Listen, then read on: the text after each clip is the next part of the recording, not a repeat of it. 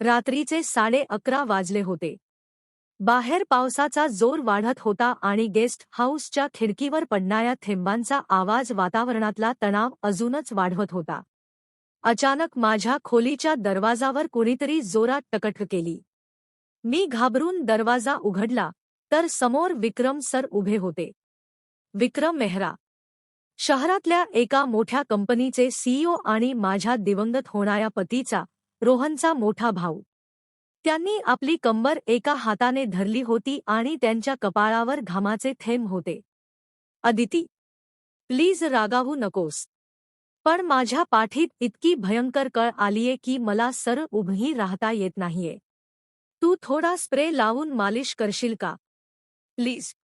मी संकोचले, पण त्यांची अवस्था पाहून नकार देऊ शकले नाही. मी त्यांना बेडवर झोपायला सांगितले आणि हळूहळू त्यांच्या पाठीची मालिश करू लागले.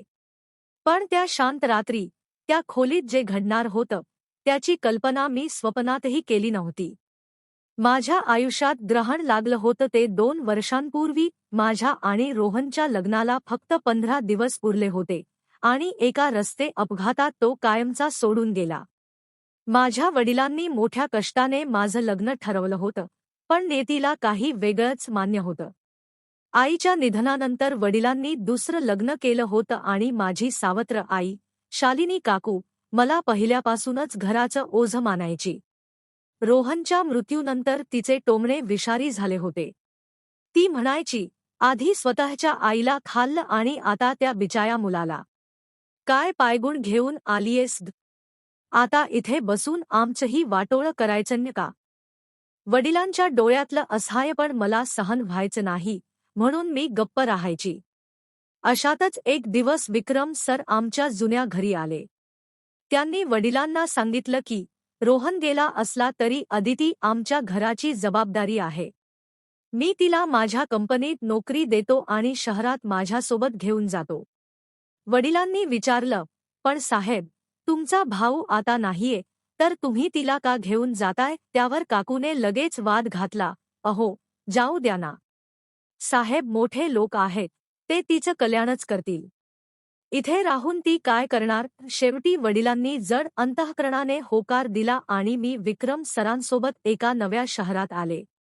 बाहेर अनोळखी शहरात पावसाची रिपरिप सुरू होती आणि आत त्या आलिशान खोलीत एक अस्वस्थ करणारी शांतता पसरली होती.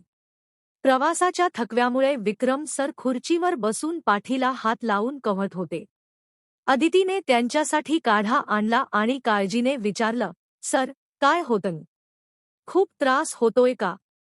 विक्रम सर चेहऱ्यावर वेदना आणत म्हणाले, अदिती, खूप वेळ ड्रायव्हिंग केल्यामुळे असेल कदाचित, पण पाठीत अचानक जोरात कळ आली आहे ग, नीट सरळही बसता येत नाहीये. अदितीला त्यांची दया आली. ती त्यांच्या मागे उभी राहिली आणि हळुवारपणे त्यांच्या पाठीची आणि खांद्याची मालिश करू लागली. पण काही क्षणातच तिला वातावरणात बदल जाणवला. विक्रम सरांनी डोळे उघडले होते आणि ते समोरच्या आरशातून अदितीकडे एकटक पाहत होते. त्यांच्या नजरेतली ती चमक, तो भाव अदितीने आजवर कधीच पाहिला नव्हता.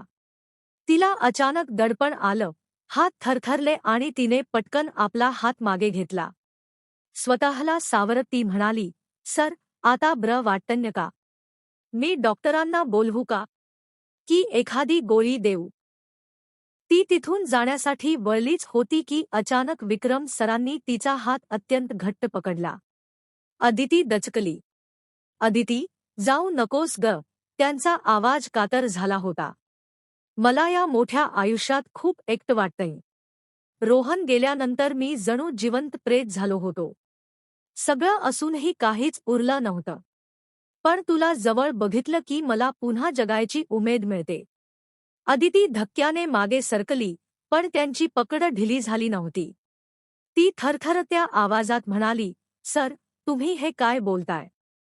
तुम्ही माझ्या वडिलांसारखे आहात. विक्रम सर थोडे हसले, पण त्या हसण्यात एक अनामिक दुहक आणि हतबलता होती. ते म्हणाले, अदिती, मी तुझा नात्याने मोठा भाऊ लागतो, हे मला ठाऊक आहे. पण रोहन गेल्यावर ती नाती उरली कुठे? तू ही एकटी आहेस आणि मी ही लोक काय म्हणतील याची मला आता पर्वा नाही. मला फक्त तुझी साथ हवीये. अदिती, मी तुझ्याशी लग्न करायला तयार आहे. अदिती सुन्न होऊन त्यांच्याकडे पाहत राहिली.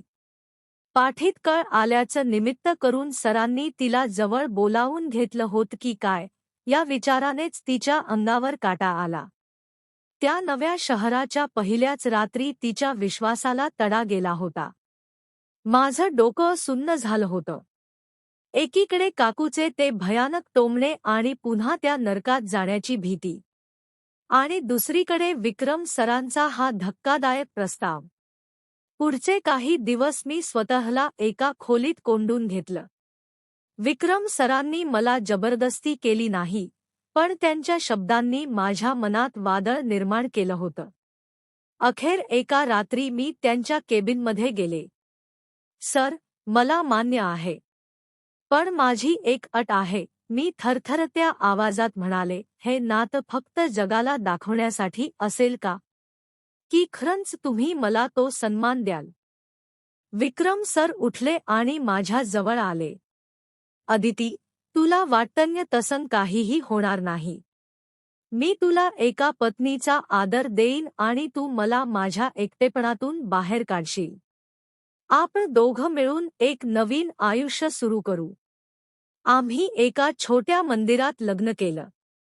जेव्हा ही बातमी गावात आणि नातेवाईकांमध्ये पसरली, तेव्हा लोक आमच्यावर थुंकले. मंगेतराच्या मोठ्या भावाशी लग्न केलं. किती निर्लज्ज मुलगी आहे, अशा अनेक गोष्टी मी ऐकल्या, पण विक्रम सरांनी कोणाचीही पर्वा केली नाही. त्यांनी मला पुन्हा हसायला शिकवलं. त्यांनी माझ्या करिअरला दिशा दिली.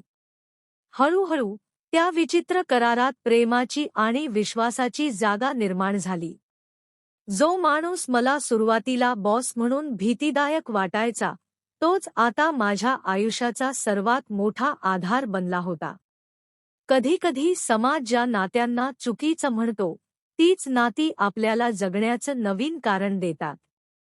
आज मी समाधानी आहे, कारण मी लोकांच्या टोमण्यांपेक्षा माझ्या आयुष्याच्या सुखाला निवडलं.